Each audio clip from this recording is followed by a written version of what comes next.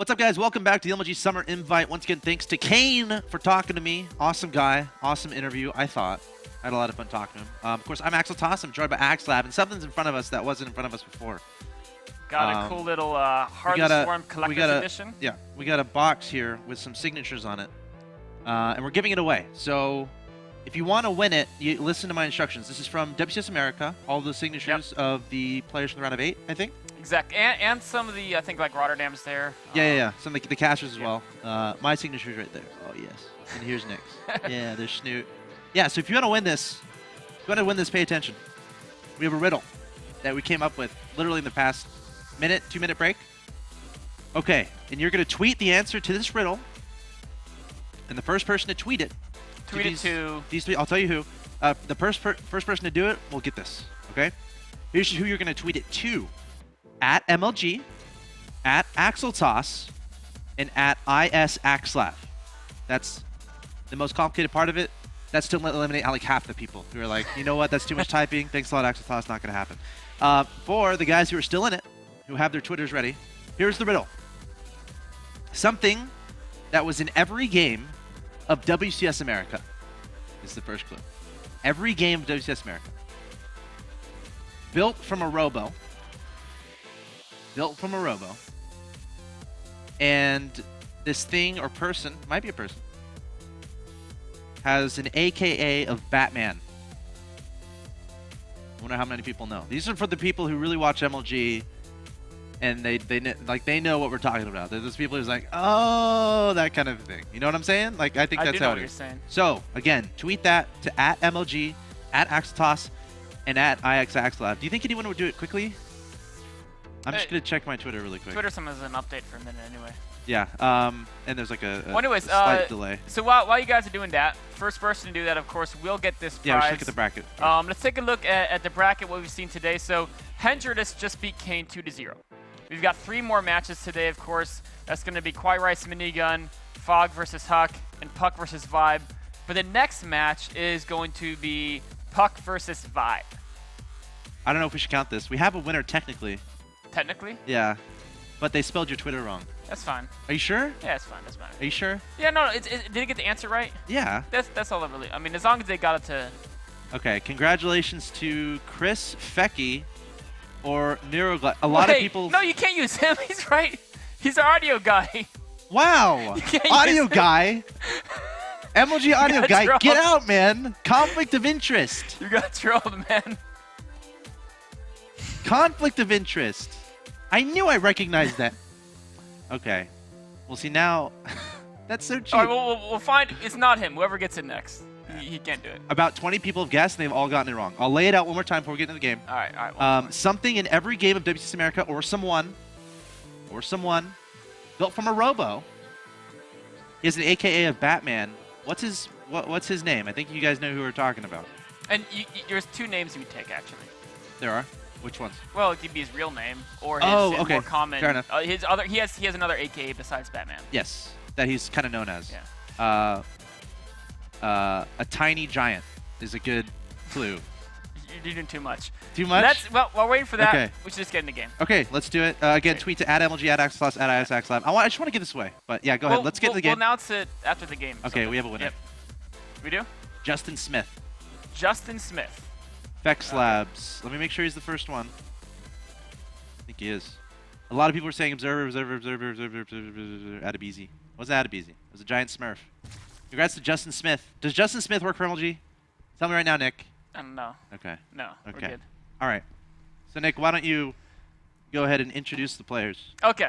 So, at the bottom left-hand corner, the red Zerg, Root Vibe. At the top right-hand location, the blue Protoss, also from Root, Puck. Teammates.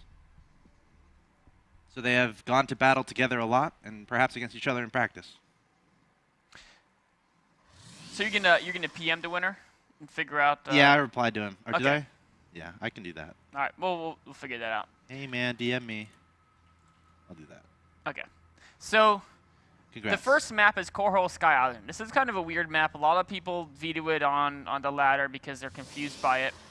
But with the top right and bottom left spawns, it's a pretty straightforward map. You've got the main, right below it, a ramp down to the natural. The natural has an entryway that looks intimidating because there's 2 ramps, but really you can just wall off right here as you see Puck's doing it. It's a straightforward wall off. You can do it with 3 large buildings, Forge, Gateway, Psych, or what have you, and it'll be 1 little entryway.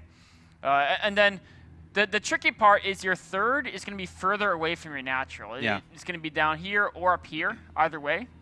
But then what's cool is that as you progress to either corner, you pretty much have equal access to bottom right and top left. They're both equally easy to get to for both players. Sure. You get this zone where there's 2 bases here.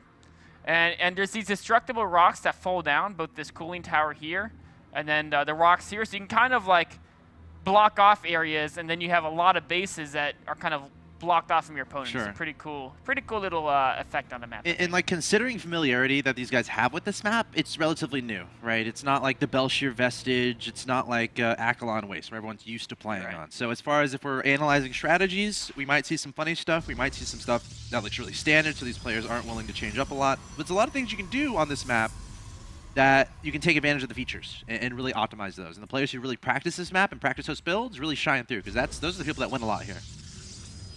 You can see Puck doing a pretty standard wall off, leaving 1 little entryway to the wall using a secondary pylon to help fill that in. That allows him to put the Psy Core further back, which is always nice because then the Zerg can't see as easily if you're chrono boosting the Warp Gate research or not, because a Zerg can't just look at the front and take a look at that. Probe trying to run away. The story of many PVZs. That's the first thing you learn as a pro. The Probe did not see the 3rd base going down for 5. He probably suspects it, though. I think he saw there was no early gas. He probably saw a drone coming out there. But you can't be 100% sure. Although, Vibe is a... Ooh, the Zergion's getting away just in time, so getting scratched a bit.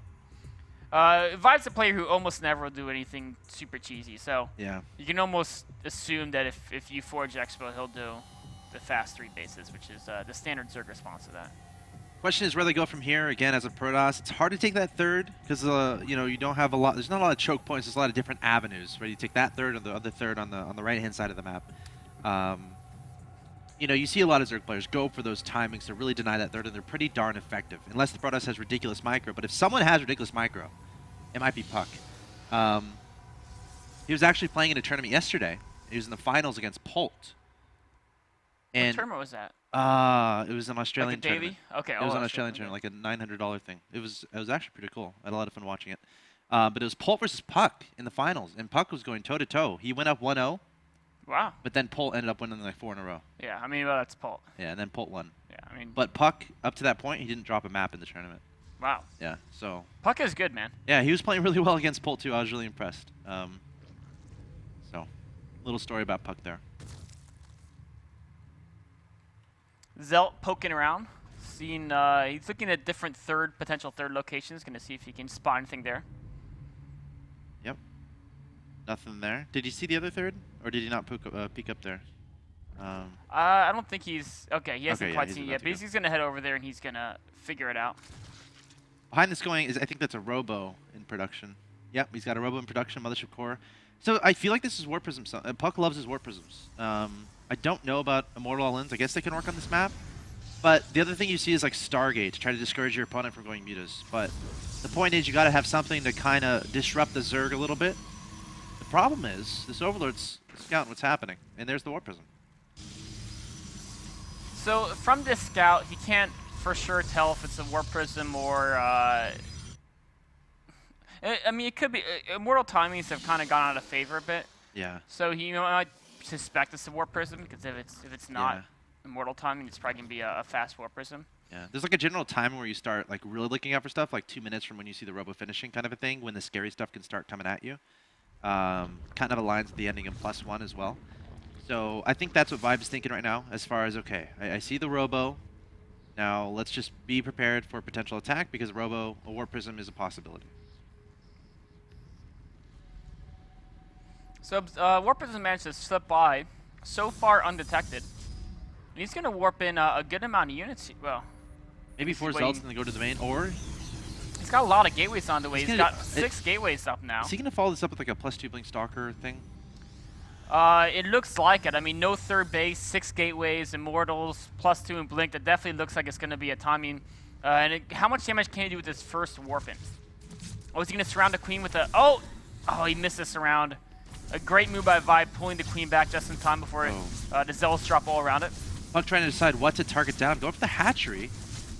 There are some roaches in production. 2 queens coming forward. The drone's actually going to be forced to engage. The question is, does Puck... Oh, no, he loses the War Prism. Now, does he target the hatchery? Does he turn around and swipe away at drones? No, he's going to target the hatchery. Will it fall?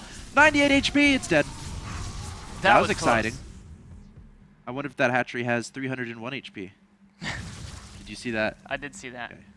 And you imagine if the queens had 1 transfuse there, they would have saved it. Can you imagine that those moments happen where you're like 1 HP away from killing something? It's crazy. StarCraft 2 is a crazy game. Anyway, the third is gone, which Puck is happy about. Lost some Zealots, was it worth it? This is a very rough spot for Vibe. I mean, the thing is he doesn't have like crazy tech, so he's got to take a risk somehow, right? He's looking to see if his opponent took a third or not. Look, we got some thoughts from Vibe. Vibe says, he killed my third with the War Prism Zealot Warp in. I decided to YOLO and make a Spire with 5 base immediately after killing the War Prism, which would have been a good idea if he then took a third. You will see why this was a bad decision. Oh, so he's just putting all his resources into trying to get a lot of bases and then muteless and ideas if he takes a third behind that.